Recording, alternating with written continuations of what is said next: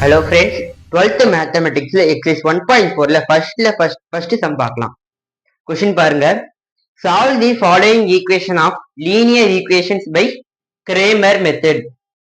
ஒரு first subdivision பார்க்க போறோம். Solve கொடுத்திருக்காங்க இதுக்கு. Solveனா xக்கும் yக்கும் வேல்யூ கண்டுபிடிக்க போறோம். பாருங்க இங்க ஈக்குவேஷன் கொடுத்திருக்காங்க. இங்க +16 அந்த பக்கம் போயிடுச்சுன்னா 0க்கு அந்த பக்கம் போயிடுச்சுன்னா -16.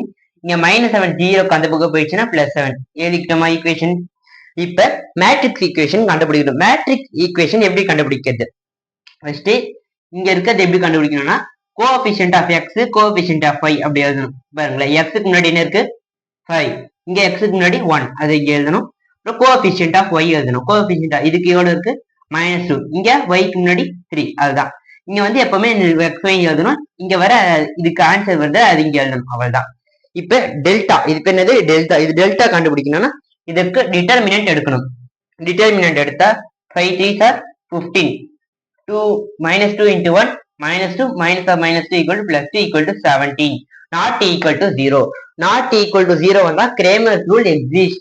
இது எழுதணும். இது மெயின் பாயிண்ட். இது எழுதணும். நான் என்ன சொன்னேன் del x இப்ப x கண்டுபிடிக்கலாம். x டைரக்டா கண்டுபிடிக்க முடியாது. del x கண்டுபிடிச்சு தான் பண்ண முடியும். del x எப்படி கண்டுபிடிக்கிறதுனா இங்க கோஎஃபிஷியன்ட் ஆஃப் x இருக்கா, இங்க 5 1 கோஎஃபிஷியன்ட் ஆஃப் x தானே. இதுக்கு பதிலா இங்க இருக்க ஆன்சர் ரீப்ளேஸ் பண்ணும். அவ்வளவுதான்.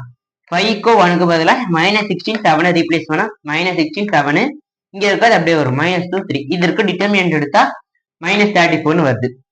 இதே மாதிரி del y கண்டுபிடிக்கணும். del y இதான் இங்க கோஎஃபிஷியன்ட் ஆஃப் y இருக்குல்ல, இதுக்கு பதிலா இதை ரீப்ளேஸ் பண்ணி எழுதணும். அவ்வளவுதான்.